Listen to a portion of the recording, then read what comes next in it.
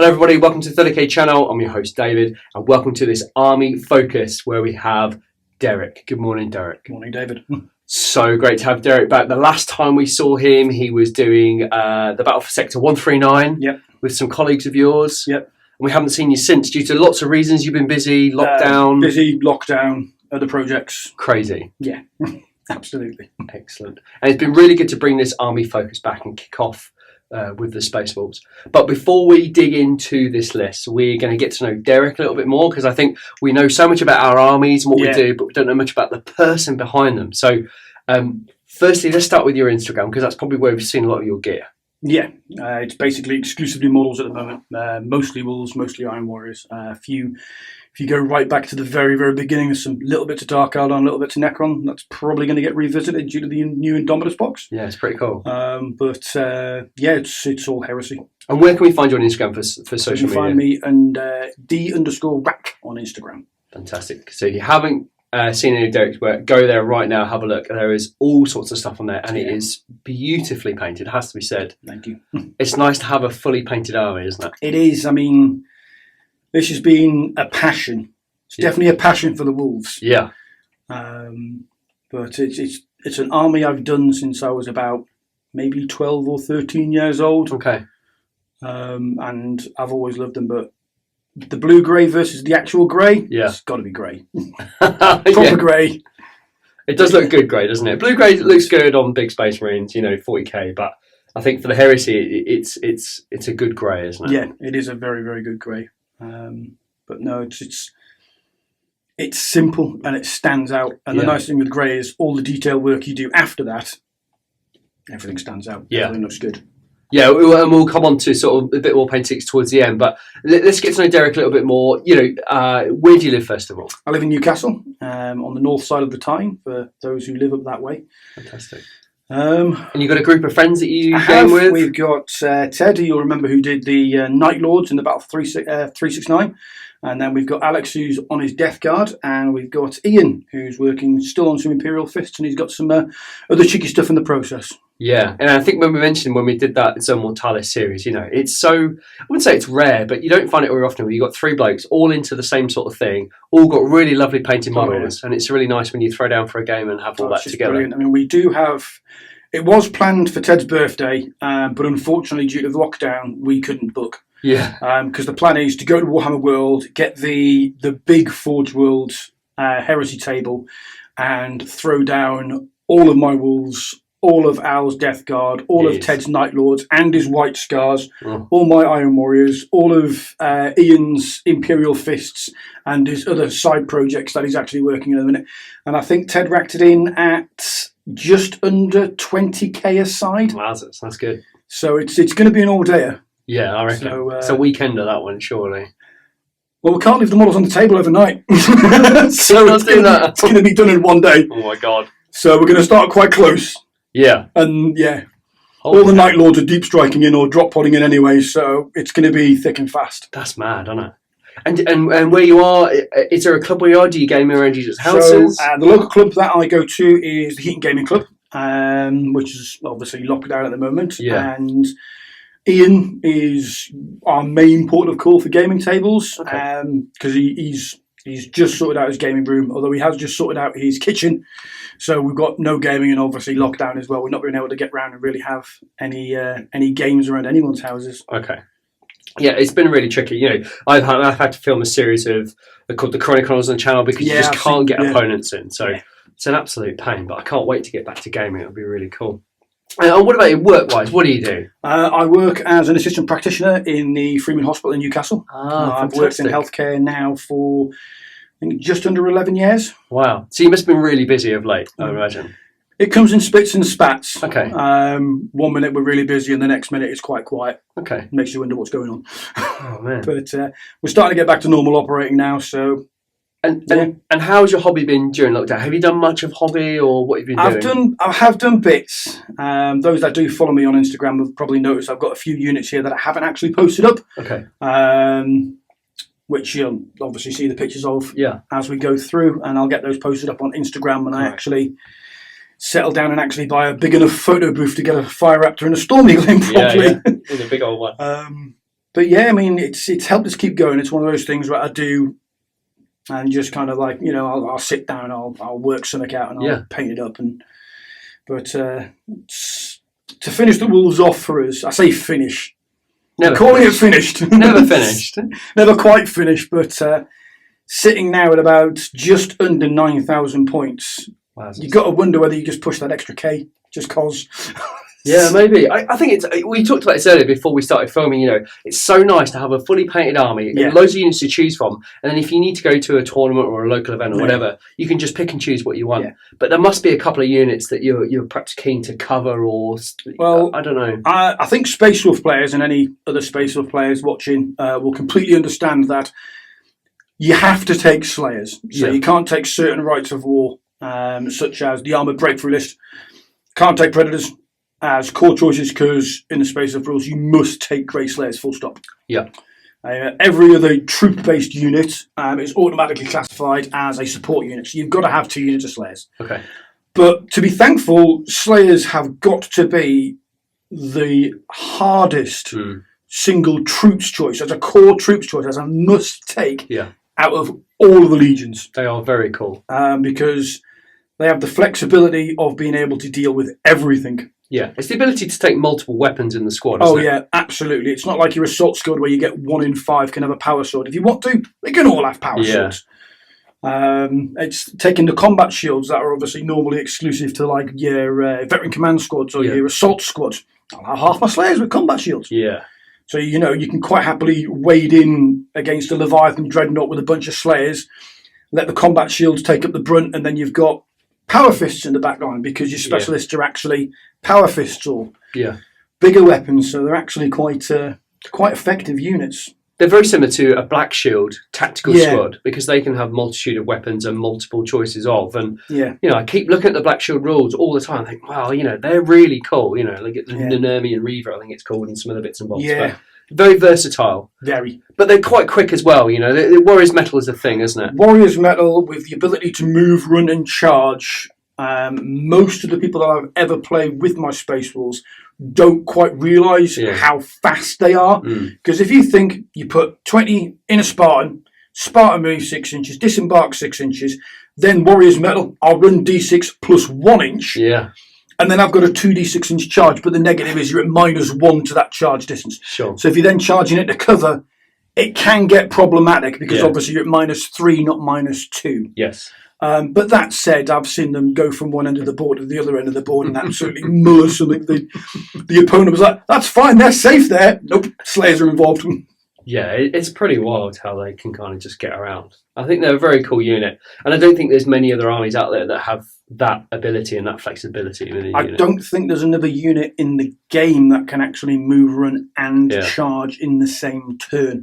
There's a few units that can move and rapid-fire bolt guns, for example, like Iron Warriors, and then charge, where normally you wouldn't be able to do that. Yeah, it's very cool. But for the actual speed of the Wolves, it is absolutely terrifying to behold. Yeah, and I think when you couple a Slayer unit, because you've got pretty much a Spartan for all of your Slayers, haven't you? Yeah. You've got. We always talk about Heresy and Assault armies that you need that delivery system, whether it's a Storm Eagle or a can't think of the word, Spartan. You need to deliver them, and then if they've got that extra ability to gain ground, that's just it. It's foolproof, isn't it? Yeah, and with 5 hull points, throw a dozer on there. It's got extra armor. Make sure you take the armored Ceramite, because you never know. Because there's always that melter gun out there that's going to pop you. But throw them across the table, jump them out, and just whatever they hit, they've never failed to actually destroy or significantly weaken to a point that it's non-viable anymore. Yeah. I think the thing when you play Wolves, I think you need to play offensively, and you need to build a list in that manner, don't you? Absolutely. To get them out. I mean, it was part of the thing that I encouraged both Ted, Ian and Alex all to do was, if you're going to do a second Legion, do a Legion that is the complete polar opposite to the Legion you already own. Yeah. So, for example, there is no artillery in my Wolves at all, not one piece. My Iron Warriors, on the other hand, they got all the guns. Yeah, I was going to pick up on that later on, actually, but I think that is a really, really valid point, because Facebook every day, or groups, is full of oh, I'm going to do a Legion, I don't know what to do next. And it makes me actually really angry when I see these messages all the time, because the first thing you need to do is what have you got? Have you already got an assault army? Then do a shooting army to complement, exactly. because you learn different play styles. And, or if you haven't started an army, what has your friend got? If he's got an assault army, get a shooting army. A shooting army, deal with it. Yeah. But I mean, when I switched from the doing Space Wolves to Iron Warriors, first of all, they were so much easier to paint. I was painting 10 Iron Warriors, start to finish, excluding their bases, in like 4 hours. But my Space Wolves, for the same size squad, it was taking maybe a week, 2 weeks tops, including the bases. But it was just one of those, because they're so easy to do, and it's no wonder they're one of the more popular legions, is that kind of, I'll take tactical squads. But one of the things I'm really quite pleased at with my Space Wolves is when it comes to the core unit choices. Obviously, Space Wolves must have Slayers. It's a terrible trial having just Slayers, mind. I can imagine, yeah. Such a hard But with the Iron Warriors, it's Breachers, it's Assault Marines. Yep. So they are different units. Even the Recon squad, I mean, I've got a Recon squad on my Space Wolves force because I like the idea of them leading the packs to actually go and get the targets.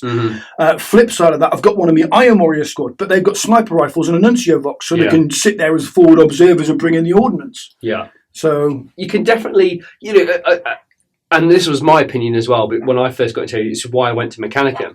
I just went, Space Marines, they're all the same. I'm fed up of Space Marines. But you are exactly right, because you can build the same unit, but equip them differently, and they fulfill that role within the army, shooty or assault. Yeah. And I think it's really hard to miss the nuances of Space Marines when you first get in, because a lot of people say the same things, just Marine on Marine, but there are so many subtleties between the legions. Oh yeah, absolutely. One of the comments I had on Instagram was, what was the inspiration for my army? Yeah. What drove me to do it? I've done Space Wolves since I was 12 years old. Yeah, I like Vikings. Space Wolves are Space Vikings. Yeah. And one of the things I wanted to do with the entire army as a whole is I wanted every single one of my troops, even from the core troops choices up to Russ himself, I wanted every single one of them to be a character. Okay. So every single one of them is different in some way. Yeah. But they've got all their equipment on. If it's on their list or I've bought them extra equipment, they have it. Yeah.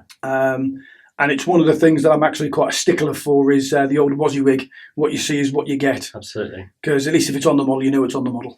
Yeah, and it's one of the stipulations of the channel. WYSIWYG is such an important thing, because in the heat of battle, you can't remember if it's a power sword or a power axe, your bolt pistol, plasma pistol, and if it's not modelled on the weapon, on the mod, it's not modelled on the model, it's really hard. And if you come away thinking, oh, I should have fired his plasma pistol, I fired a bolter instead, you not only rob yourself, you rob your opponent of that kind of game. And you can definitely tell the love and the effort and the detail that have gone into every single one of these models. Yeah, I mean, I owe a lot of thanks to all of my friends in Newcastle for helping provide component parts. Because everyone's got a bits box, whether it's the size of your house or a small little container you keep in the corner.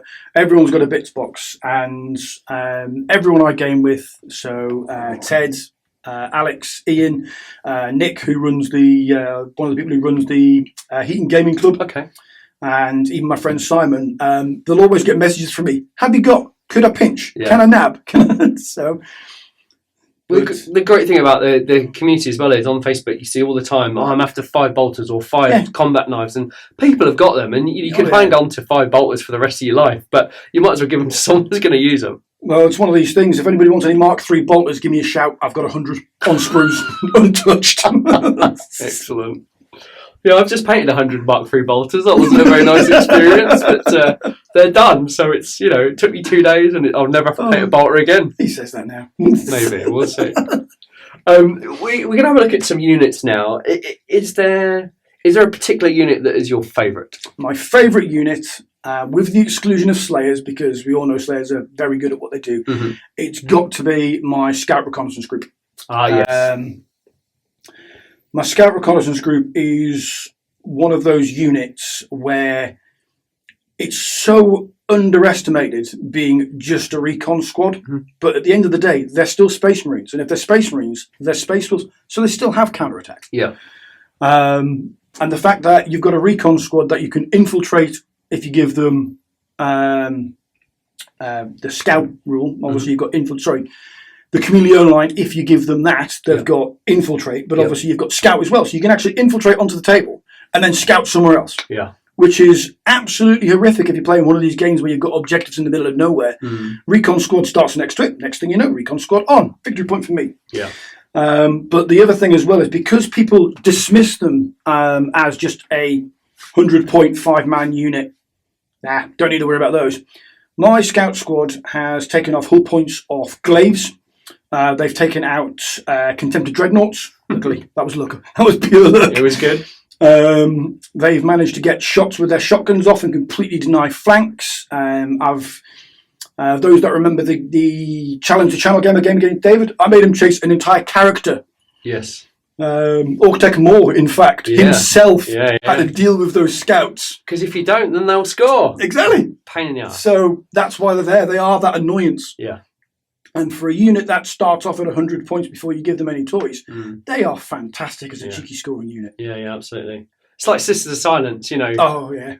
Toughness 3, but they've got 3 of armor and a bolter. I mean... And fearless. What more do you want? They're brilliant. And they can infiltrate as well. Oh, man, it's crazy. But yeah, it's shifting, Marines, armor 3 off an objective, chameleon line. It's brilliant. Just go to ground, because Slayers can't voluntarily go to ground. Recon squads can. Okay. And if you're in cover with Chameleon line, you're not getting out of there anytime soon. It's so good, isn't it? Yeah, and you've made a transport form as well. Talk about that. So the transport was based off one of the Horus Heresy books I was listening to, which are, I want to say Betrayer, but I'm not entirely sure. For those proper Heresy buffs out there, it's the book where the World Eaters are on, I believe it's Calth, so it might be part of the Calth series. Yeah, maybe. And the World Eaters are sending their warhounds to take down an Imperator Titan. Okay. With their Ursus claws, and the World Eaters want there so they can take the Titan. And they're described as boarding land speeder based transports. Okay. And I made a land speeder transport when I worked for Games Workshop back in the 2000s, late 90s, 2000s. Oh, okay. Wow. Which was basically an armoured crate and a land speeder got sawn in half and then glued together with a bit of sprue. Excellent. Because I loved it and I used it for a scout army. And then obviously now you've got the land speeder Storm for 40k. Yeah. So I basically got 2 Storms, cut one in half off Ian. Ian gave me the Storms. Good man. And I ended up making a slightly longer one because I basically run it as a Rhino, as a dedicated transport. But instead of giving them the classic dozer blade, I give them the auxiliary drive instead. Ah, nice. So it hasn't got the dozer blade as in I'll re-roll. It's got I've got a jet engine, I'll restart. That's right. So it fits much better with the aesthetic for the recon squad, because one of the things I deliberately did with my walls is that I didn't want to stick to one mark of armour. Okay. I've got a Mark 4 Slayer squad because I ran out of Mark 3 at the time, and I've got plans for those. Okay. And then I've got a Mark 6 Scout squad. So, yes, Mark 6 was out there. Yeah. They've got a slack handful of it. Give it to the Scouts. Yeah, why not? Gift from the Raven Guard. They're brothers. Exactly, yeah. But it's a really cool looking unit, and I love the fact that you've used the speeder in place of the Rhino. Oh, yeah, it's the little touches I've always found that make a difference. Yeah, and it's a comparable size as well, Well, I sat there and deliberately made sure that with a Rhino, it's got exactly the same height and exactly the same width as a Rhino. Brilliant. So it's one of those ones where the vast majority of people that I actually play against, it's perfect. Yeah. And talk to me about your Varangir, yes. Thank you, Terminators. Tell me about those. So I started making Varangir Terminators in that kind of, I wanted Wolfguard Terminators for Bleeman Russ. It was before Book 7 Book 7 had been released, but before Games Workshop actually produced models. And I'd started making them, and then Games Workshop announced they were going to release Varangir resin, and I was very, very excited about actually getting my hands on some Varangir. Yay! I can see you all shaking your head right now. This only ends badly. But then when they actually came out, and they don't even have half the options that they can actually take, and the Praetor looks like it was done in the 80s with that 2-dimensional pose, and then you look at the Blood Angel Terminators, the Death Guard Terminators. Ooh. And all the new ones that are coming out, like the Karkarkadon, not the Karkarkadons, the Night Lord Terminators, they look amazing. Yeah. And then you've got the literally the crusading knights that are the First Legion, the Dark Angels. They are just absolutely amazing. And then you've got the Varangier, and you're kind of like, yeah, it's not a comparison, is it? So I ended up finishing a squad and settling on 7. I do prefer yours. I'm just going to put that out there. They are pretty spectacular. It's one of those things I'd love to do more. Yeah. But there's a lot of bits, a lot of components, a lot of time. But 1 unit is enough. Mm. And as my usual gaming group, so Ian, Ted, and Alex will actually say, is I complained so much about the Varangier not having 2 wounds when they first came out. They are something like 25 or 35 points more expensive than Chest Aaron. Sure. And Chest Aaron all have 2 wounds and weapon skill 5, so they're quite comparable. Yeah.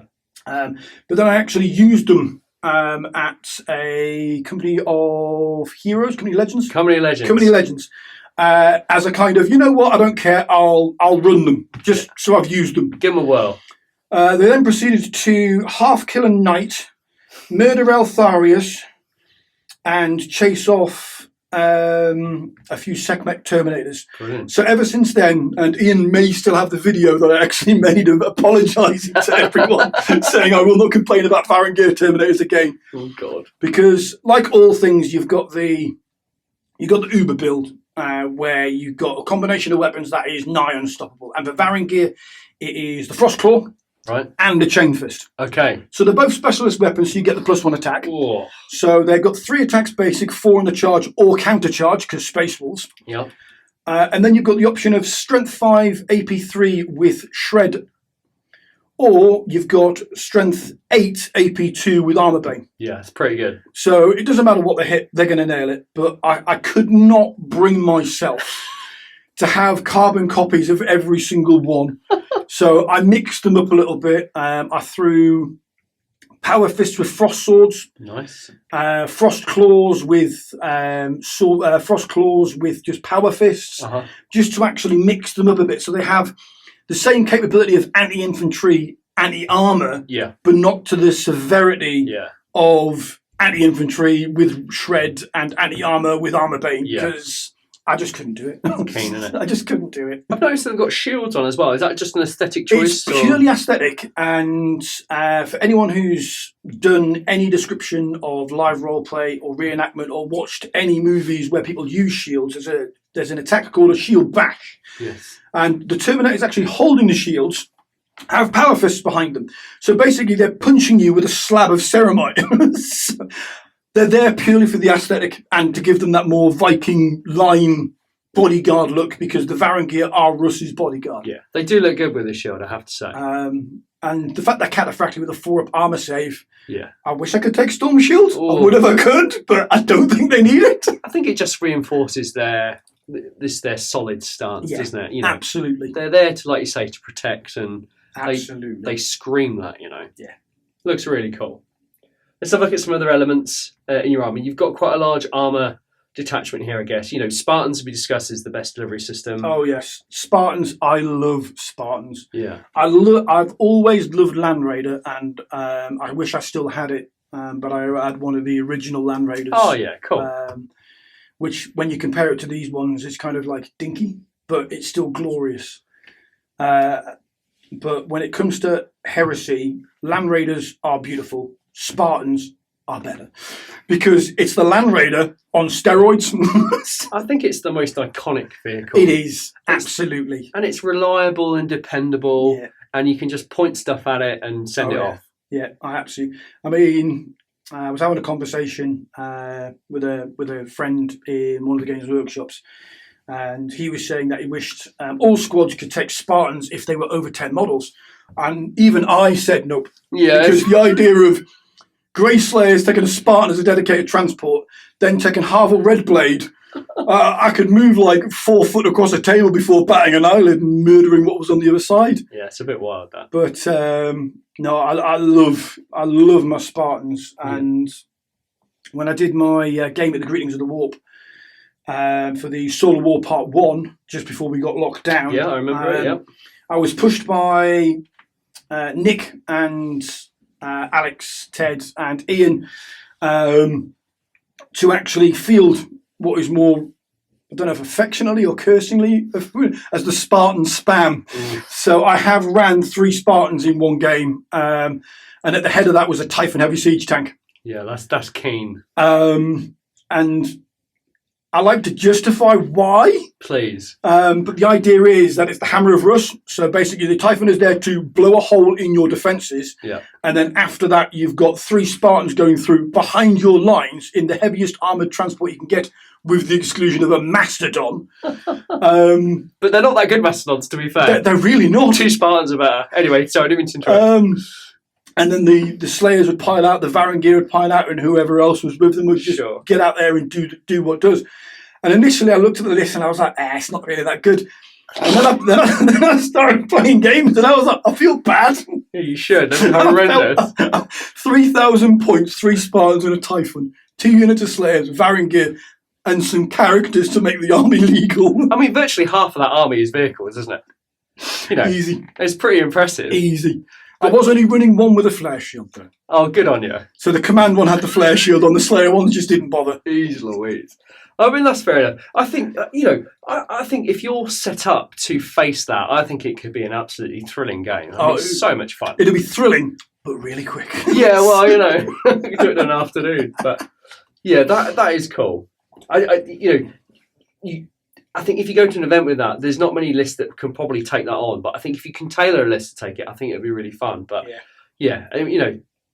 Typhon and 3 Spartans. Ian did actually find out a very cheeky way to actually take down Spartans and Typhons, though. Go. It is one of the rites of war for the Dark Angels. And I can't remember it off the top of my head. Oh, I've only just started reading. Can't remember it off the top of my head. But anyway, it gives all Dreadnoughts tank hunter. Okay. All Dreadnoughts tank hunter. Okay. So what he actually did is he took out my Typhon heavy siege tank before it even got to shoot. Oh, good man. Because his mortars decided to shoot it. Mortars? It's Contemptor mortars. Oh, the mortars. Sorry, mortars. With 2 autocannon, with 2 Carey's assault cannons. So hitting on 2s. Holy hell. Glancing it. Yeah. Re-rolling for any fails. Yeah. And then getting the rend. Holy hell. Glanced it out. That's hell of a roll, though, isn't it? It was a hell of a roll. That's like 3 6s in a row. Yeah. No. It's 2s to hit, 6 to take you to 12, and then you need 5 or 6 to get you the 4, 5, or 6 to strength 6. You're already on 12. Rend. Yeah. Okay. So it was one of those ones where I went that, but my Spartan, but my Typhon. Jesus. It's more doable than you think, especially when you've got reroll for tank hunter. Yeah, I guess that's what made that really nasty. I'm trying to reroll it in my head. So 2s to hit, 6 is to get the rend. Yeah. Then you need a 6. You need a 3 up to get the extra 2. Because 2s and 3s will glance. Sorry, 14. That's it. Yeah. So 3s and 4s glance, 5s and 6 are pen. That's it. But pens don't count on super heavies. No. That's really good, isn't it? It's what a roll. Scary considering it was 400 points of tank versus 200 points of mortars. And the mortars just went, I don't like it. That's really cool. But lovely. Good on him. Cheeky, but lovely. Yeah. And you got a couple of flies as well. You got the iconic Raptor and a Storm Eagle. So what I tend to do when I build most armies is I've always got a contingency or a group. So, for example, in the Spartan Spam, we will call it Spartan Spam. Yes. The 3 Spartans and the Typhon Ever Siege tank has 2 units of Slayers in it. Okay. And I've got a unit of Mark IV Slayers, and if they could take it as a dedicated, they would. They take a Storm Eagle, but they're only 19 strong, so I can put the Apothecary in there as well. Okay. And the idea behind that group is the background for Slayers is that they are a single independent unit tasked with an objective on the battlefield, and they should have everything that they need to deal with that completely independent of the rest of the army. Okay. And the build that I've done with my Slayers is, I've found personally, absolutely spot on for it. But I did work out a little 1,000-point bolster, which is basically a Fire Raptor, a Storm Eagle, Slayers, an Apothecary, and Gygor Fellhand in 1,000 points. Jesus. So it's not gameable unless it's an allied detachment for something. Okay. But what it is it is a fast-hitting unit that will turn up anywhere on the board, drop off the Slayers with Gygor Fellhand and an Apothecary, so they have the survivability, and then they've got the Fire Raptor as air support. Yeah, yeah. So once the Slayers are on the ground, Storm Eagle takes off, it's now fire support. Yeah. And they could be anywhere on a battlefield doing what they do best. Yeah, I mean, we've seen Fire Raptors on the channel loads of times, and they are such an efficient and effective vehicle. Yeah. So cool. And Derek and I talked about it before we started filming that, you know, there aren't many armies out there that have a unit dedicated to taking out flyers. So generally, when a flyer comes on, they're kind of left to do whatever they want until they land, or you get that lucky 6 followed by a 6 followed by an explode or whatever. Yeah. But yeah, they perform so well. They are. And it's anyone that's actually ran the math on it would hands down turn around and say 230 points for a Fire Raptor tooled up. No Armoured Ceramite. No real need. No. But 230 points as a single heavy supports choice with the firepower they can throw out and the havoc they can actually cause it's absolutely fantastic. The ability to pick and choose targets with the waist-mounted 4 autocannons targets. as well, yeah. It's very cool. 4 targets a turn. Yeah. Which is kind of, I think it's a bit keen, but then at the same time, when you think about it, and you look at real life aircraft, you know, they fly around and rockets go off one way, and they've got those big guns on the side like they're waist mounted, and it kind of makes sense. Yeah. But geez, they're too good, I think. Oh, they are. But they're cool. What else can we talk about? I mean, there are lots of other units. You've got some support marines. You've got flamers, Volkites. Well, that's heresy. You've got to take Volkite. Yeah, it is one of the heresy guns. Volkite. It doesn't even exist in 40k yet. It's very cool. But that entire squad, the Volkite squad, was actually Nick's idea, because my wolves were running forwards, smashing everything, and then with the Paled Hunter's Right of War, no, the Blooded Claw's Right of War, Grey Slayers must charge the nearest enemy if they can.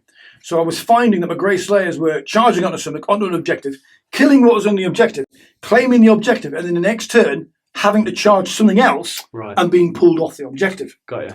So he came up with the idea of just a Volkite Cavalier squad in that tactical support role and just sitting with the back of the field with a 30-inch range. Yeah. And they're heavy, aren't they? They're calibers. They're the heavy special weapon. Yes. Because they're a heavy weapon, but they're under the special weapon category. But still 2 shots, strength 5, strength 5, AP 5. Yeah. 6 of them much larger. 2 shots apiece. Colorants. With deflagrate. Oh, it's nasty. Yeah, they are really good. And flamers as well. You know, I'm about to embark in Death Guard, and there's going to be a ton of heavy flamers and flamers in there. I think they're a great choice. Zomortalis, they're a no-brainer. Oh, absolutely. But I guess they suffer from that kind of rhino rush. But at least you can't move 12, get out and fire anymore. But I think they're hard to place and get templates down because obviously you've got to make sure that all the templates fit through the line and you don't flame each other. I found that problem in the Battle for Sector 139 as I was getting the flames around the corner and only 3 could fire. Yeah. Because it was too tight. But thankfully, hindsight, they're magnetised so they can take plasma, melter, charges, calibers, anything I want.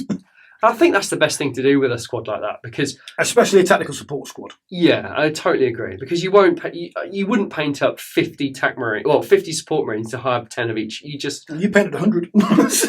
Yeah, because I'm an idiot. That's why. But it makes sense to magnetise them out. Oh, absolutely. I have done a few things with them. I did proxy a termite. Oh yeah, nice. So those guys coming out with a termite, I think that's flamers. That's the best option, isn't it? With a character, because obviously Space Wolves must have a character for every 1,000 points. Yeah. So one of the things I learned very early on was the synergy of this character goes there. If I'm taking this detachment or this force, then that character needs to go in that unit, and that character needs to go there. So the Volkite Calivers, I don't run them without a Master of Signals. Yeah. So they're BS5. So good. But yeah, it's. And speaking of characters, excuse me, you've made a lot of the little characters. You've got a Mortificator over there, and you've got a few of the. Can you just talk us through the characters you've built? So a lot of the characters I've built have, as I previously mentioned, are all based on the kind of synergy of what do they work with. So the Mortifactor, I've got 4 Contemptors. One of which is a Mortis, so technically the Mortifactor can actually take 5 Contemptors with him and give them a whole plethora of special rules. He's so good. And they all get split fire to start with, so it doesn't matter how you're running them. And then he basically acts as a medic for them, which makes them really, really quite tough. They are. Master of Signals, again, as I've said, he goes in with the Volkite Cavaliers if he's running. And then you've got other characters such as Gygor. I love putting Gygor in with a unit of Slayers. Yeah. But never as the Army Warlord, because he's only got that 3-up armor save and is 5-up Invuln. So as an Army General, he doesn't do very well. I mean, maybe in smaller games you might be good, but in a 3K you wouldn't. In a 3K game, unless he's a support role to something else like a Praetor, then I'll always take him in the unit of Slayers as that cheeky character. Because obviously the Huskars of each of the units can take Artisan armor. He can't. Yeah. So the Huskar is going to take the challenge, and Gygor is just going to tear apart whatever he's actually in base to base with. Yeah. And you mentioned earlier, he's got an AP2 Frostclaw, I think you said. Strength 5 AP2 Frostclaw with Shred. It's pretty good. Yeah, it's nasty. Yeah. So, and obviously Initiative 5 because he's a Centurion base. Yeah, and he's actually got an extra wound as well. I think he's got 3 wounds, not 2. Ooh. So he's actually, as a kind of cheeky character killer, brilliant. Yeah, no, it's really good. Never as an Army Warlord. And you've also, some of your characters, you've got accompanying wolves with them as well. Well, again, it's Space Wolves, and Russ has got his pups. So I always wanted to do a couple of extra pups. So I did some extra pups. Yeah. Did them quite early on, but never got round to finishing them. Okay. I only ended up finishing them probably about 6 months ago, even though all that needed to be painted was the eyes and teeth. But it's that... I like the idea of the wolves being associated with wolves. Yeah. It can be quite cliche. More so in 40k when you've got Space Wolves riding Space Wolves. I was about to say that, yeah. It's just a bit kind of, hang on. And I'm not going to lie, I did have a very, very early idea of, back when I first started the army, of actually using the Thunderwolf cavalry as bikes. In Heresy. Wolfie McWolfface. Basically, yes. But thankfully, I was talked around quite quickly on that one. And I was told, isn't that a bit cartoonish? And I was like, yeah, it's a bit cartoonish. The thing is, I love the idea of it. I mean, it's insane. Cool. It's absolutely insane. But I think in Heresy, it just doesn't quite work. It doesn't fit. I do love that they mimic their Primarch with their yes. 2 hounds. I think that is fantastic. I mean, love that. You get 5 in the box, but one of them I didn't like. Okay. So I just painted the 4. Okay. So I did 2 in one colour, 2 in another colour, and to be honest, they were testers. Oh, wow. For Russ's Wolves. Oh, okay. But I did them because it's 10 points. It's war gear for them. They are not a unit, although they join as if they are a unit. Okay. So you can do cheeky things like, for example, a Moritat. You can take 2 wolves. Can you? Can't join any other unit than destroyers, but you can take 2 wolves. That's pretty cool. But then you've got the problems with the armour save, because obviously the average armour save then drops down to a 5. Yes. But one of my other things that I have done in the past is putting 2 wolves in with a character in with another unit in a Spartan, because you've got the spare space. Yeah. And then when you get the kind of traditional templates, or you're charging it to Overwatch, put them at the front. Yeah. Let them take the hits. Poor dogs. But yeah, that's a good point. That I like it. But they look so cool. And then if we move on to obviously Leman Russ himself, you know, I didn't realise how big those wolves were until this morning. They are absolutely monstrous. Man-eaters, aren't they? Absolute beasts. Yeah. And for 100 points for the 2 of them, so 50 points each, but you've got to take them as a pair. Yeah. Freaking Gary, am I right? Yes. Excuse me, sorry. They are absolutely brilliant. Yeah. I've spoken to the guys I came with, and one of the things I'm desperate to do, just for the amusement factor, is put Leman Russ and his wolves in Zone Mortalis and just have Russ sit back and just say, kill them. Sick them. Stick them. Because I think they've got 3 attacks base, 4 on the charge, fear causing, fearless, rending already, so they're going to be rending on 5s because they've got basic rending to start with. It's pretty good. Absolutely devastating. Yeah. I can just imagine that as a movie, you know. 2 giant wolves bounding around Zone Mortalis. Just hunting down stuff. They'd struggle with doors, but they do have rending. Well, look, Lehman Russ can just push some buttons on his Yeah. chair wherever he is, sat down, Yeah. ready for the stuff to come through. But, I mean, they look fantastic. And obviously you've painted Lehman Russ, and he looks Yeah. so cool. Such a dynamic posum as well. yeah, absolutely. I've seen quite a few takes on it. I did see somebody on Instagram whose name I cannot remember, please forgive me, who'd actually sculpted Lehman Russ with a beard. And wow. That's cool. Russ with a beard, fantastic. Yeah. But this is clearly young Russ, so Yeah. he's the younger guy. Not seen that many winters. Not quite yet. Not yet. He's very cool. And I just love the fact he's running forward. Yeah. Axe is ready to strike. Amazing looking model. Yeah. Other than Russ, do you have a favourite Primarch look or model rather, or is it just Russ? I like Russ. I am going to be getting Perturabo for the Iron Warriors. Okay, yeah, he's cool. And I've already decided that I'm switching out his head for a Contemptor Dreadnought head. Oh, I like that. Because I've seen it done a few times, and when he's in full Terminator armour, he looks so much more intimidating. And considering that all of my other Iron Warriors have no bare heads at all, when my Space Wolves are about, I think I worked out at least 75 or 80% of my Wolves don't have helmets. Yeah, there's a lot of bare heads. Stupid, I know, but they're Space Wolves. I think it adds to the aesthetic, doesn't it? Absolutely. But he's going to have his helmet on because he looks so much more intimidating with a helmet. Yeah, agreed, yeah. No, it's very cool. We mentioned earlier about you've got a Mortificator, and obviously you've got 4 Contemptors here in front of us. I've got 4. The Contemptor chassis for me, along with the Spartan, is probably one of the most iconic figures. I think it was one of the first models that came out as well. Well, not the first, but one of the first. Definitely one of the first that actually got released. Yeah. As the Heresy Dreadnought. Yeah, definitely. And I love the fact that they echo Tartarus pattern Terminator as well. They're like a larger mini version. But talk to me about your Contemptors. So when I originally set up my Contemptors, the Space Wolf Contemptor did not exist. So along with everything else, I basically kit bashed my own and added wolf bits to make them fit with the Space Wolves and the aesthetic I was actually going for. Yeah. So initially, I did the 2 that you can see on the outside there. So they were basically going to be the rank and file kind of the rank and file dreadnought, as it was. They weren't really particularly venerable, but they died or offended somebody and then got put into a dreadnought. Because unlike most legions, Space Wolves don't want to be in dreadnoughts. They want to die in battle. Yeah. So if they're in a dreadnought, it's because they've got a very good reason for it. And the original idea that I actually came up with for the 2 first Contemptors is that they offended a Speaker for the Dead. And the Speaker for the Dead, instead of giving them or taking the gene seed and finishing them off as you'd expect, he basically condemned them to dreadnought sarcophaguses. God, that's cool. So they're basically my brother's Grimm, if you would. And they've got a standard loadout, carries, chain fists, melters.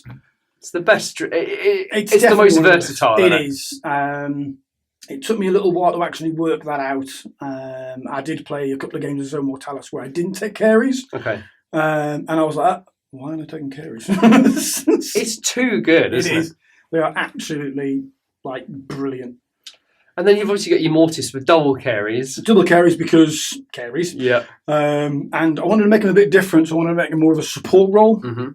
So I deliberately made him with the twin carries and the Havoc launcher on the top. Yeah. It's a shame that early on they changed the Havoc launcher for the Dreadnought, because when it first came out it was a Cyclone missile launcher for a Dreadnought. Ah, right. And if you know your Contemptors well, the idea of a Cyclone and a Dreadnought, everyone would have them. Absolutely. Because it's more ranged death for everything. Yeah. But using that one, I decided to use the Death Guard Dreadnought Contemptor as a base, so I can keep the head for Perturabo.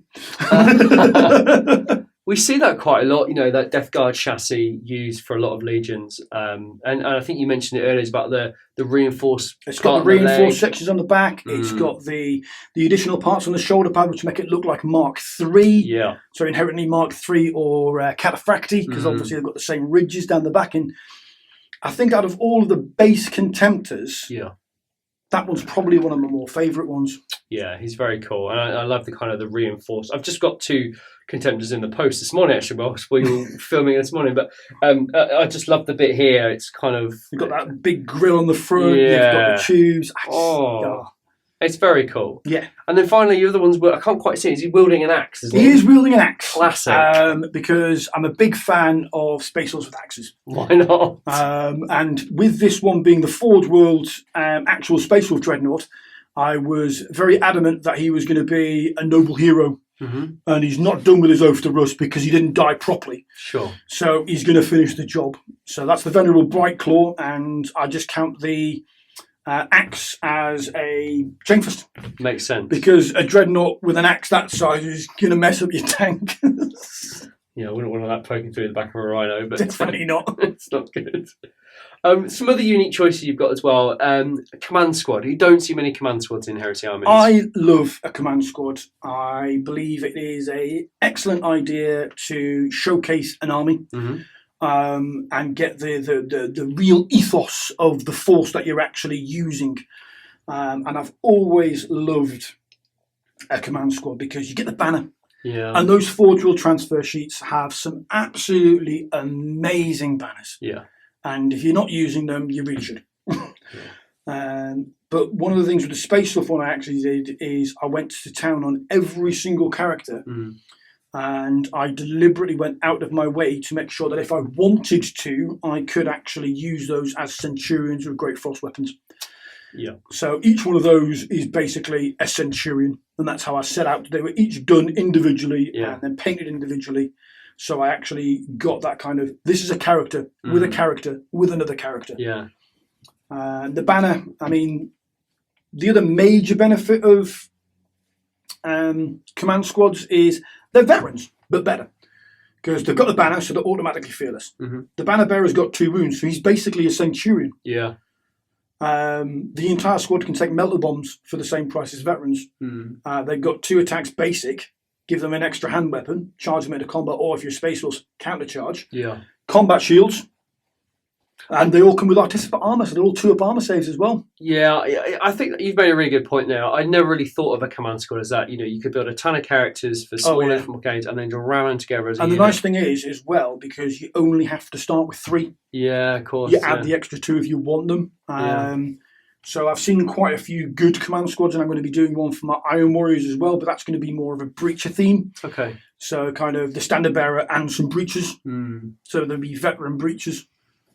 Yeah, I really like the idea of that. Actually, I never thought of command squads. I just think, there's just so many points tied up in one unit, and I thought I could just buy attack marines. But... Starting off for 75 points, right? You're getting a Centurion effectively, and 2 veteran marines, all with Artificer armor. Yeah, that's a good point. And fearless. Yeah. So that's nothing to be sneered at for 75 points. No, it's not. And as much as they're not a scoring unit, they're a hell of a denial unit. Yeah. Yeah, it'd be quite a bit to shift them, wouldn't it? And bearing in mind they're weapon skill 5. Yeah. So 6 for Space Wolves on the charge. But they're all effectively characters, so they can issue and accept challenges, so they can protect those vulnerable characters you've got. Yeah, it's pretty cool. And if we look at some other models, you've got some Tartarus Terminators here. Yes. You've got some Apothecaries as well. Well, I did Apothecaries for the Space Wolves to start with because I've always been a big fan of them. If I'm doing an army, I'm doing Apothecaries. Then, when they released the rules, and it was the first FAQ for Book 7, any model that joins a unit of Slayers did not gain Warrior's Medal. So if you added an Apothecary to a Slayer unit, they lost Warrior's Medal. Right, okay. And as that's your core troops choice for Space Wolves, it was later retconned in the latest FAQ, where if they join, they gain Warrior's Medal. Yeah. So 3 Slayer squads, 3 Apothecaries, Slayers will feel no pain. Ted will tell you how much he hates Apothecaries in my units because he'll hit me 60, 70 times, he'll wound me 50 times, and I'll be like, 45 saves. That's mad. I think it's hard to understand how infuriating Apothecaries are until you face a unit with them, because you think 5-up for pain is a waste of time, but do you know what? It works. It's the 3-up armor save. I've got combat shields in the unit, so you've got your 6+ or your 5+ if you're in combat. Then you've got feel no pain. Yeah. And it's just absolutely, I mean, I think one of the, I would say best, Ted would say worst games we ever played was that exact scenario I just mentioned, where basically he hit me like 60 odd times. Mad. And it happened to Alex as well with his Grave Wardens. Okay. So the poisoned Grey Warden shots with their combi grenade launchers of poison death. Very all good. the shots off those, like 60, 70 hits, 60, 70 wounds, and I lost like 5 models, and that was it. He was like, but you're like, mad. You kind of start feeling bad at that point when they've taken so much firepower and literally just walked through it. Yeah, they're definitely worth taking if you can spare the points. With absolutely. the survivability of it. And the Elite's choice. Yeah, that's it. the other one. Yeah, that's true. And we mentioned the Terminators quickly. You've only got 4 Terminators. You're just not keen on them, or no? I modelled Harville Redblade Okay. because I wanted a plastic Harville Redblade because they hadn't released the model, Yes. annoyingly, and I wanted him for his Scout special rule Mm. and the fact that he gives preferred enemy infantry to every unit within 12 inches. That's pretty good. So he's really, really solid as an HQ choice. So I modelled him, and I had 4 Tartarus Terminators left, and I was like, well, I can't do anything with them. And I was like, Command Squad. Why not? Because with being his Command Squad, you load them out with Plasma and Chain Fists, he gives preferred enemy. So those Plasma guns, when they rapid fire, have got preferred enemy. That's good. So quite a little cheeky unit. Yeah, it works really well, doesn't it? At the back here, sandwiched between the Typhon and the Spartan, we've got 2 javelins here. I love the Javelin model. Yeah. Absolutely love it. Anyone that runs lots of javelins, it's beautiful. And Ted's White Scars army, I think he's got, I want to say 6 or 8 javelins. That's keen. He has got like 30, nearly 40 jet bikes as well. But he does have special javelins though, doesn't he? He's got the. He hasn't got any yet. Oh, okay, he's just got the stock javelins because he got the stock javelins before the actual Scars javelins came out. They're so nice. But they are gorgeous, and it's one of those fast attack choices. There's not a great deal to take. Obviously now we have sabres, and I wish sabres were around because I'd have 4 of them. But javelins for 75 points with 200 killer missiles, twin link cyclone missile launcher, and a multi melter coming on from the flank with strafing run. Sure. Absolutely devastating. Run those in a unit of 2 or 3, and you'll delete Marine squads without even considering it. Yeah, they are good. And you're right, though. The design of them is so much sleeker. Yeah. I know guys use the 40k ones, and that's absolutely fine. But you can't look past one of these because they're just so sleek and lovely. It's, as I mentioned at the start, I've got just under 9,000 points. Yeah. One of the units I do keep considering adding is a unit of jet bikes with a Space Wolf character on a jet bike. Yeah. Just with a great frost weapon because he doesn't need much else. And then actually run those as kind of like an Outrider cohort. Because I think aesthetically it will look brilliant. Yeah, but if you do that, you'll get all the people on the internet say that, you're a Space Wolf player, you should have, Spartans and troops, you can't have fast attack The thing vehicles. is, it's the heresy and everybody had everything. Exactly. I love it. And one of the things I deliberately did with my Space Wolves is I have Mark III, Mark IV, and Mark VI in here because obviously during the heresy, Horus was making sure that him and his friends, his brothers, his loyal brothers to him, got all the good stuff. Yeah. Where all the loyal legions, or the legions that they were questioning, they basically made sure they got what was left over. Yeah. And one of the ideas was a little bit of fan fiction, if you would, is my Slayer Squad and Mark IV armor were basically out on task in their Storm Eagle with their fire support Raptor gunship, and they actually came across a manufactorium where Mark IV plate was being made, and they stole it. There you go. And I just like the idea that they basically kind of post-mission was like, let's just have this armour. Yeah. And they basically fly around because obviously they're in the lighter armour or the lighter-looking armour in an aircraft where weight counts. Yes.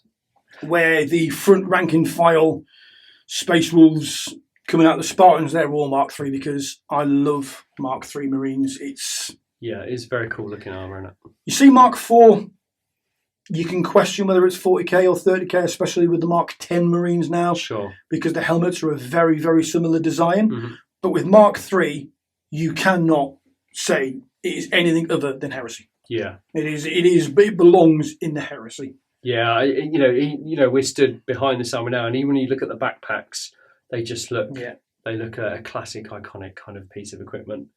And I think that's something we need to perhaps talk about a little bit more, is that you know, the legions, and we talk about this all the time. So, you know, you're an Iron Warrior player, right? Yes. So if you build anything other than maybe troops and artillery, then you're not a true Iron Warriors player because you can't have jet bikes. But I get why people theme their armies, but like you said brilliantly, everyone had access to everything, and there will at some point have been a massive contingent of jet bikes, and supported by Javs in an Iron Warriors army. I always use the example if anybody says your army should be this or your army should be that, and I goes, I have got just under 9,000 points of Space Wolves. Yeah, I have just over 100 infantry.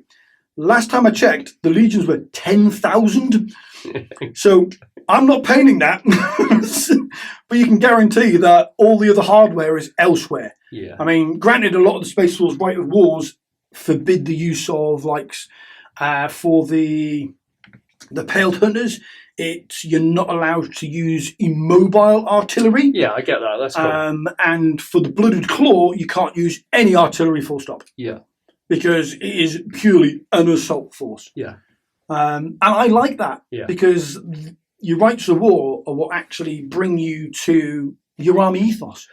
They shape your army. For example, Iron Warrior players out there, Iron Fire. Sure. It's too good. I think the thing is, if this is your first or second Heresy army maybe, and you're trying to tell a particular story through the army, you get up to 3k, which is pretty much the limit of most armies. Yeah. If you want to collect a very fluffy whatever force you're going with, I think that's great. But when you start to get to the 10,000 points, I think you've got that great opportunity to then go, I'm going to buy 20 jet bikes, or I'm going to buy some artillery for an assaulty type army. And I think that's where the fun can come in, and I think that's quite cool. I love the aspect of bigger armies, and unfortunately, the realism of that is, when are you ever going to get to use it in one time? Sure. Because I would love to paint a glaive for my Space Wolves. I'd love, just for having it, have a Mastodon. Oof. But those that play and have Mastodons or have looked at the numbers for Mastodons, they're not worth it. No. One of the early games, I think it was 2 or 3 years ago, where a Mastodon was facing off against a Spartan with a flare shield and armoured ceramite, and it couldn't hurt it. Yeah, it's mad, isn't it? Typhon Heavy Siege Tank is the only super heavy with crushing weight. Yet a Mastodon is 4 times its size. What? But I mean, there's a lot of things I would like to paint for my walls. Yeah. But I've also got to be a realist. I can only paint so much in one lifetime,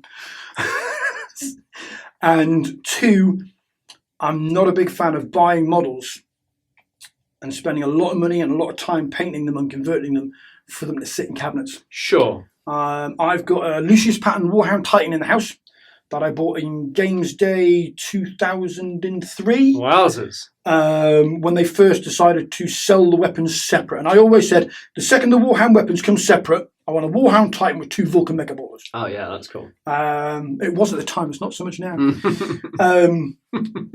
And in the years that I have had that, after I built it, that took me about a year to actually build up the courage to build it, because it was the biggest kit I'd ever built at that point in time. It's seen 4 games in over 10 years. Yeah. And in those 4 games, I've used it once.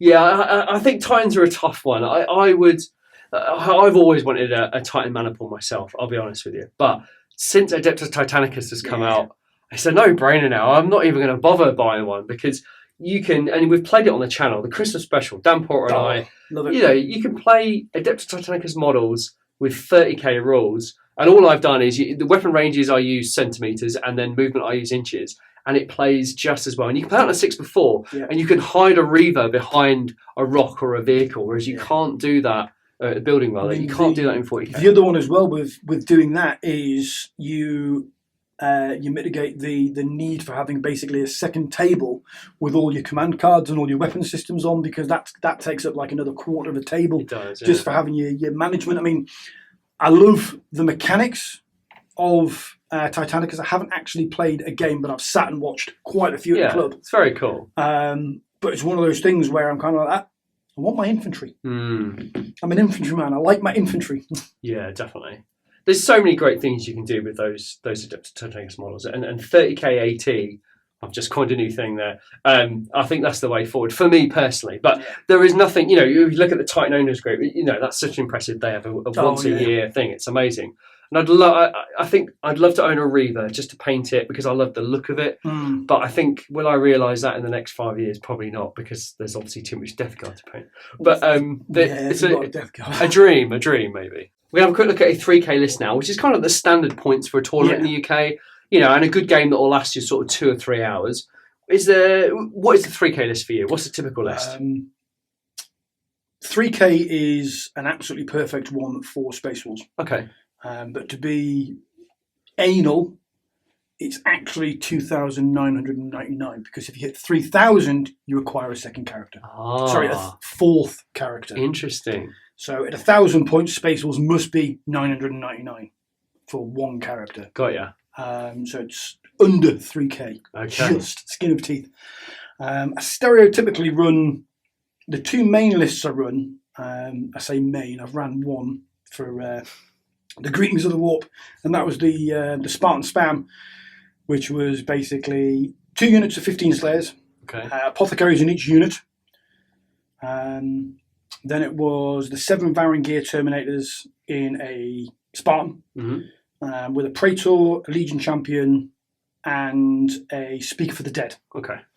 With a couple of Wolves thrown in there for points.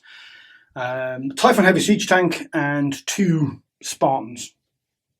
It's good. I'd like to say I feel bad, but I really don't. No, I can tell. I mean, it's cool. I love your reasons for it. It is a cool list. I mean, I'd like to take it down to Forge World at some point, and they've got one of the big walls that's broken and demolished, and I'd love to do like a miniature photo shoot just on that kind of that breached wall where that's breached it, gone through, cleared the way, and then the Spartans just piled through. What will it take to get Russ out into a game? Do you tend to run him at 3K or? I would run him at 3K. We have played a game at the Heaton Gaming Club with Ian, Ted and Alex, where we all had our Primarchs. It was a Primarch off because Ted actually bought all of our Primarchs for us for Christmas. Wow. How's that for friendship? Need to get on that friends list. So we all got our Primarchs on the proviso that we painted them. Wow, okay, cool. And one of the original ideas for the Battle of 369 was that the final 2,000 points each, when we did the joint game, there was going to be 4 Primarchs on the table. Yeah. But we early on realised that would be nothing short of ridiculous. It would go from being a game of really dark, gritty escalation to there's 4 Primarchs on one table. It's a slugfest. Yeah, that's right, yeah. But cool, though. All right, what about... can you run an all infantry list? Have you run an all infantry list? I haven't run an all infantry list, and I believe it was Dan Porter. Yeah. When he did his army showcase, was big squads win. Yeah. And after seeing that, I was like, you know what? I've got 3 units of 15 Slayers, and I said, 3 units of 20 Slayers. So I actually bulked up those units after that. But it's something I would be interested in doing because people have said, if I ran an all-infantry list and didn't have Spartans, they'd pace me all over the place. I'd give you 2 rounds of shooting because after the second round of shooting, I'm in combat. Yeah, true, right?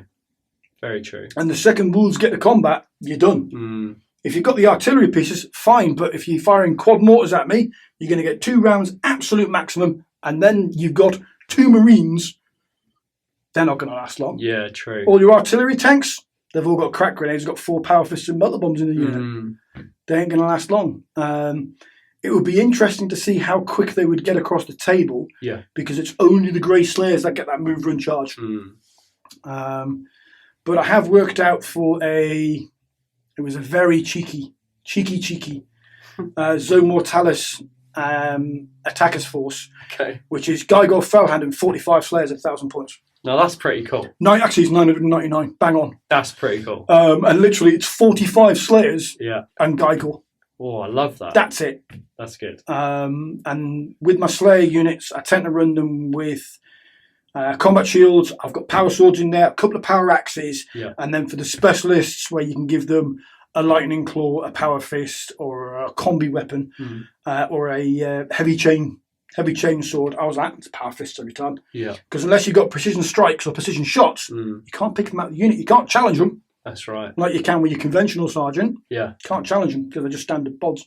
I do think that's one of the advantages of Slayers. We talked about earlier about having the mixed weaponry within the squad. It's Absolutely. such a great rule. But normally I'll run 15-man squads. I haven't actually ran 20-man squads yet. Okay. I've painted the models in preparation to be able to do that. Yeah. Because when I decided I was getting all the Spartans, it was very much kind of 15 guys in a transport vehicle, that takes 25. Yeah. Nah, that's just rude. Fill it out. So fill it out, maxed out the unit, and then obviously put the apothecary in there. We're on 21. Yeah. It's all good. Yeah. It's fine. Can't add any of the characters. Yeah. Works for me. I've got That's all you need. 20 Slayers and an apothecary. That's all you need. Yeah, I think infantry games are really cool, and I keep saying when the Death Guard are built, when they are done, that will be a massively heavy infantry force, and I'm really excited to play infantry games. I love them. There's nothing wrong with vehicles, of course. There will be vehicles of the army later on down the line, but the infantry are the ones to do first, and I am looking forward to that. It's one of these things, when you see people playing Heresy, you look at the infantry. The tanks draw your eye, sure, but then you look at the infantry, because a tank at the end of the day is a tank. Your infantry are what actually shape any army. I mean, my Iron Warriors are very different. They've got breaching shields. Yeah. But units of big breaches look amazing. Yeah, they do. I've seen a beautiful Blood Angel army at the Greetings from the Warp, which he had, I think, 45 Assault Marines and Sanguinius. Oh, man, that's awesome. Wow. Yeah. Just wow. Yeah. Absolutely amazing stuff. And your troops choices, you've got to take them. Might as well make a feature of them. Yeah, exactly right. Yeah, and, you know, especially with Death Guard, 100 Space Marines, that's 5 20-man tactical squads. Fury of the Legion. Yeah. That's a lot of shots. We'll see how it goes. Supported by some heavy weapons. I think it'll be quite cool, really. Oh, yeah. I'm quite excited. One thing I talk about all the time about armies, it doesn't matter what you've got in your army, whether it's vehicles, troops, dreadnoughts, no matter what it is, the thing that ties it all together is the paint scheme. Yeah. And I'm exploring this myself at the moment with a Death Guard. I'm doing all my infantry at once, so I know that all my infantry are the same colour, they're painted in the same manner. I'm not going to go back to them 6 months later and do it because I like consistency. Some guys can get consistency across their army quite easily. I find it quite hard. That's why I have to do all of one type, all of one go. So all the vehicles will be painted together, all the infantry painted together. There is no doubt, looking at this force, the whole army, vehicles, infantry, characters, they all tie together so beautifully. And the paint scheme you've got is spectacular. It is absolutely amazing. So, you know, if I'm someone embarking on Space Wolves and I want to get a similar result, what sort of recipe are we looking at? So my basic recipe for my grey, which is consistent across the board, I do it with the same thing with everything apart from the one stage, is I start with Mechanicum Standard Grey, just grey spray paint, slash it on there. And then I move on to Dawnstone, which I tend to airbrush on. So I've got my base grey, so their base grey is Dawnstone. But what I'll try to do with the infantry is I'll try and get that Zenith highlight and go around. But I go quite heavy because it helps later on. So do you go from the top? Or I kind of go more of a 45-degree angle and then go 360 around the model. So it's much darker in the recesses, but it's one of those ones where until you've done a wash, you can't really tell. Then, quite controversially, I wash the entire Marine in Agrax Earthshade 50-50. Do you? With Lamia Medium. Crazy. And once that's dry, so that's the base, I then dry brush the entire model. No way. Yep. You would not know that by looking at that. I dry brush the entire model back to Dawnstone. And then I take it to Administratum Grey. With a dry brush. Wowzers. So after you've done those stages, then what I go around and do is I will edge highlight with Astra Militarum, the lightest grey, and I will edge highlight the plates. Just on the very edges. So you've already got a guideline where your lines need to be. And then you kind of look where the light's actually falling on the model, so you get the kind of little crease on the arm, but you don't bother with the underside because you've already covered it with the dry brush. Amen. And then what I'll do after that, once the arm is done, which is the hardest and longest part, is I'll pick out the brass. My brass recipe is very, very simple. It is, I've forgotten. Oh no! Oh no! Do you start with a black base? It's grey. Oh, okay. I don't go straight over with it is Balthasar Gold, Agrax Earthshade, and then Balthazar Gold 50/50 with Socorax Bronze. Right, okay. And I will highlight that because I've dry brushed the rest of the model. Yeah. And the brass edges are more prominent than most of the armour plates, so that's what you're looking at. So I'll highlight that. I will then do a pure highlight of Socorax Bronze. And before I move on from there, I will do a Agrax Gloss. And I'll go around all of the rivets. So the rivets really, really stand out. But I only tend to do that on the shoulder pads and if you've got any like weapon guards and things like that. Things where they're really, really quite prominent. Yeah. And then after that, the bulk of the work is done. Yeah. And then it's down to the detail work. And one of the things I set out to do is I'm a big fan of pack markings. Every one of my packs has individual pack markings. The same way a tactical squad would have theirs. The Space Wolves be Space Wolves. They've got their own system. And I deliberately wanted to be able to identify a unit by looking at it. So using Book 7, second company's Grey Slayers is yellow background with a black dag. Okay.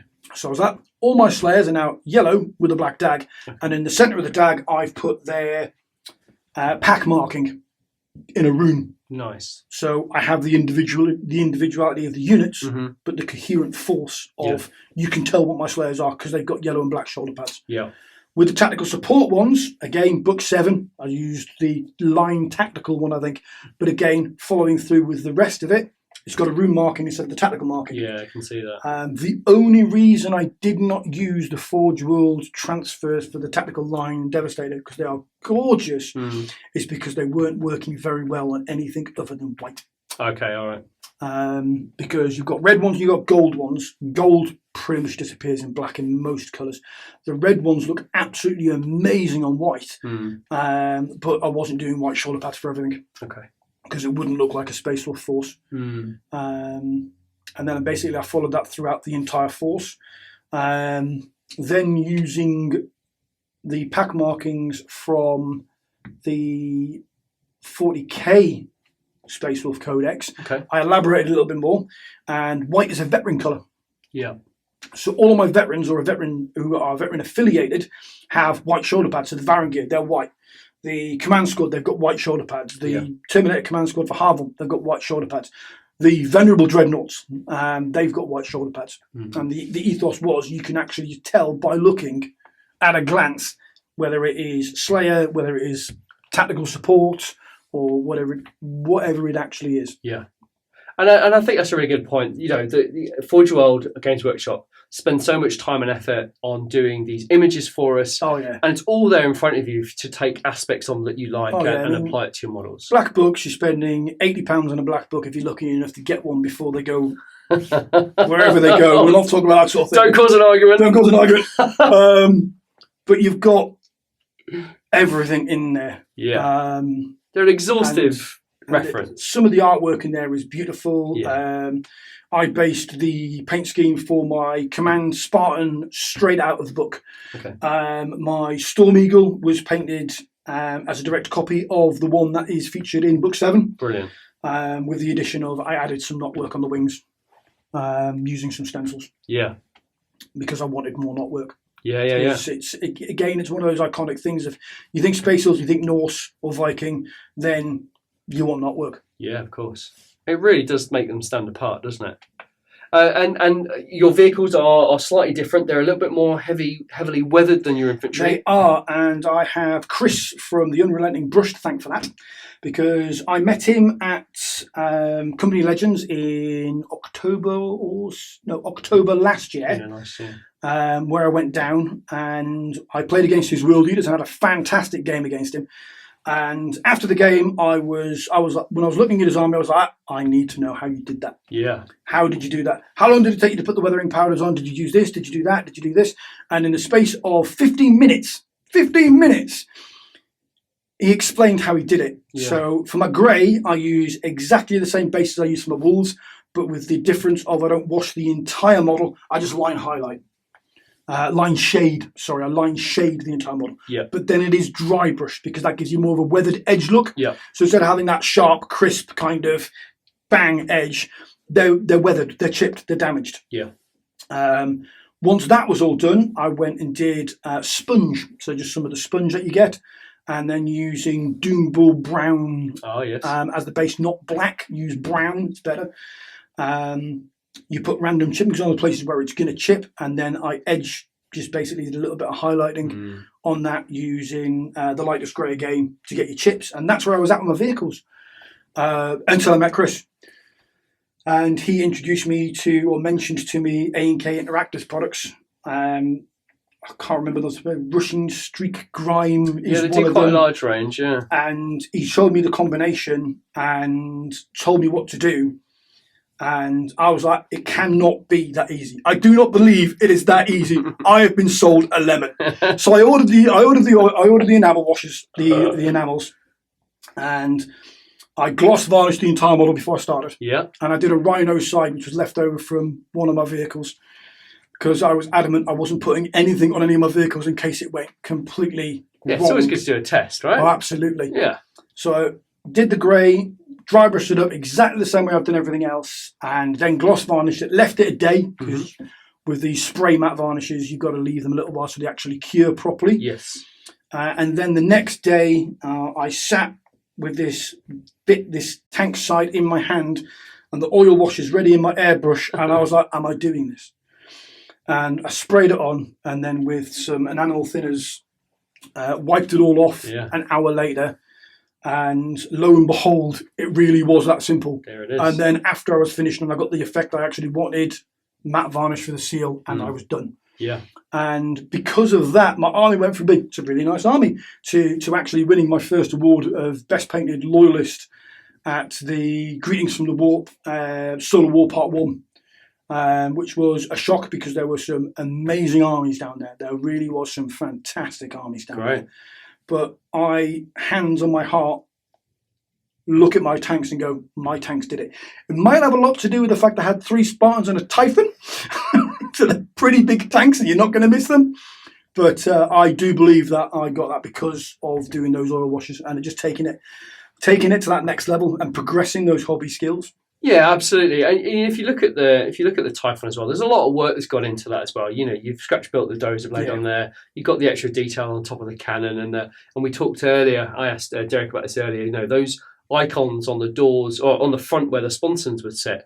They're from a different kit from Space Wolves. Yeah, they're from the Space Wolves Stormfang gunship. Yeah. So which a lot of work and love's gone into that. Oh, absolutely. I even found some cheeky little wolves' heads off a knight to go on the dozer blade, so you've actually got 2 wolves facing you at the same time. Love it. I think Derek's made a really good point there. You know, you can go on Facebook and all these painter groups, and there's a lot of people saying, oh, how do you do this? How do you do that? And they go, can you give me a tutorial? Give me this. But I think the best thing to do is do exactly what you've done. Get some information, go home, buy some product, and just have a go. Yeah. That's the best way for it. I think it's one of the things I really like about the heresy community is any time I've turned around to somebody and said, how do you do that? Yeah. What did you do to get that? They'll always help. They'll always help. They'll always share. And I'll do exactly the same if anybody, there's a few people who have messaged me, how do I do this? How have I done that? Yeah. And I'll PM you back as quickly as I can and with how it was done, if I remember. Sure. But the other thing I will mention when you are painting anything this size, and especially if you're going to commit to a long-term project, is write your paint recipe down. Whether it's on your phone or on the computer, write it down. My phone is full of paint recipes. But it's the only way to guarantee that consistency, isn't it? Absolutely. It's so true. And, you know, if the worst things come to it, I've got a terrible memory, as a lot of people know, but if the worst comes to the worst, write it down, but then just get your phone with a little tripod and film yourself painting the model. You'll never, ever forget it. And, you know, getting that little extra, you know, I do a lot of line and pin washing. So, you know, getting into that crevice or learning the consistency of the ink to get into the crevice, whatever, you know, it's all stuff that you'll do 2 or 3 times, watch it back, and then you'll just remember it for the rest of your life, you know. That's just it. I mean, my space of recipe is written down on my phone. On my computer, on a bit of paper that I keep next to my PC, just in case. It's like a fast food restaurant, can't reveal the secret, so you can't go on a plane. Well, the 2 people can't go on the same plane together in case it crashes. But no, it's one of those things where once you get it, it's a lot easier. I mean, I went through 4 or 5 different paint schemes to actually get my base ideas down. Yeah. And it wasn't until I actually watched Duncan Rhodes before he moved on to his own affair. Yep. On the Games Workshop painting channel, how to paint Heresy Space Wolves. And I was like, right, I don't know. I'll watch this tutorial. Yeah. And I was like, it's not that easy. 10 minutes later, it is that easy. Yeah. So you just got to have a go. There are sources out there. Go, look, find, ask. There's so many great people doing paint tutorials on YouTube, but also there are painting classes all over the country you can go to. And I know a lot of people laugh at me, but I paint a lot of plastic spoons. So for £2 from your local supermarket, you can get 50 spoons or 200 spoons. And I practice all of my paint schemes and my blending and my airbrush with a plastic spoon because I don't want to have to buy 30 Rhino sides to practice my blending. So I swore I don't usually swear on the channel. So I just use a plastic spoon, and that works beautifully. And if you need to practice like a hard edge on the side of a Rhino, cut a spoon in half and super glue it top, and that gives you that line, and you can practice your blend between the two surfaces with a crevice wash. It is something I do occasionally look into, is going away and doing an actual airbrush class. I can do basics. I can do a little bit of object source highlighting. Yeah. I think of our group, I would say Alex has definitely got his hand better in with an airbrush than I have, because he airbrushed all of his shoulder pads for his Death Guard and got that beautiful green gradient on his shoulder pads. Yeah. Beautiful work. I can get away with basics. I know I can do more, but it's one of those ones is, do I require to update my skill set, or do I need to require to update my tools? And sometimes that's a hard one. And until I go away to a class, I won't actually know. Well, it's a tricky one. I've got a £100 airbrush and that's it. And I've painted everything I own with that. And I've had the most amazing experience. I mean, like you, I was just undercoating stuff 3, 4, 5 years ago. And now I can do some reasonable skills with it. But I think it's just practice, I think that's the key thing. I think I started off with a £15 airbrush from eBay. Okay. And then moved up to another airbrush, which was about 65 quid. Oh, okay. The entry level brush for that brand. Okay. Which I'm so glad I moved on to that brush. Yeah. Wow. There is a big difference. I've just got a Badger Patriot 105 is all I use. And it is one of the best airbrushes I've got. It's fantastic. And different needles, different effects. Yeah. Practice makes perfect. It's an old cliche, but it works, doesn't it? All right, we are drawing to the end. I do have a couple of questions, though. Space Wolves or Velka Fenrica? Where do you stand on that? Let's be realistic. It's Vulca Fenrica. Oh, excuse me. But I am dyslexic and I can't spell it. Oh, I don't think I could either. So it's also, people turn around and you go, oh, what army playing? I'm playing Vulca Fenrica. They'll be like, yeah, I'm playing Space Wolves. I think people do get a bit sniffy over Space Wolves in 30k. Yeah. And I don't, I'm not a Space Wolf player, you see, but I've always known them as Space Wolves, but I don't know. I have had a few people who have done the rounding as well. It's Vulca Fenrica, and I just go, Grey Slayer. Doesn't matter after that. Grey Slayer's done the job. Call it what you want. That's fair enough. I thought I'd ask you the question to see where you were on that. That's fair enough. It's always worth asking. There's not much else to say. I really want to thank Derek for coming down. You've come all the way from Newcastle. You started off early this morning, didn't you? Yeah. And you're going back today as well. I am going back today. I offered him a place to sleep, but he wants to get home, which is fair enough. But seeing this entire army out on this table is so impressive. It is the first time this army's actually been out on one table and not in 4 cabinets. Oh, great. So sometime soon, when because obviously Forge World opened today, but the gaming hall isn't open. Yes. Myself, Ted, Alex, and Ian will be going down to there. Ooh. We will be booking the big table, and all of our armies and other things that nobody has seen yet will be on that table. I think that's a game I need to go and watch. Because it's going to be one of those games where there's going to be 4 of us playing, and it's going to be at least 10,000 points aside. That's awesome. If not more. Mm. That's cool. Well, I'm sure you will post it up on your social media. Yeah, absolutely. So if you can get along and watch the game, I think if I'm not free, if I'm not doing it that day, I will definitely go up and have a look, buy some stuff and watch an amazing game. So maybe we can all join you for that in the future. Yeah. But we mentioned today that Instagram is the most amazing resource for photos and hobby. So please give Derek a follow. and go check his Space Wolves out, and your Iron Warriors as well, because that's a formidable force as well, isn't it? A fair size. I'm going to be going back and redoing some of the Iron Warriors because I've learnt more doing my Space Wolves than what they did with the Iron Warriors. Okay. So I'm going to be going back and doing some weathering on the. Oh, awesome! Brighten them up a little bit. Okay. But I mean, it's a hard line because Space Wolves really careful. Iron Warriors not so careful. No. Unless it's a gun, a big gun, or a bigger gun. It's so true, isn't it? So true. All right, we will thank Derek once again for making this trip, and thank you so much for sharing your army with us. And thank you for having me down at the channel again. My absolute pleasure. We will hopefully get Derek back for some games towards the end of the year if we can tempt him back, which I'm sure we might be able to. Thank you so much for watching. We'll see you in the next Army Focus.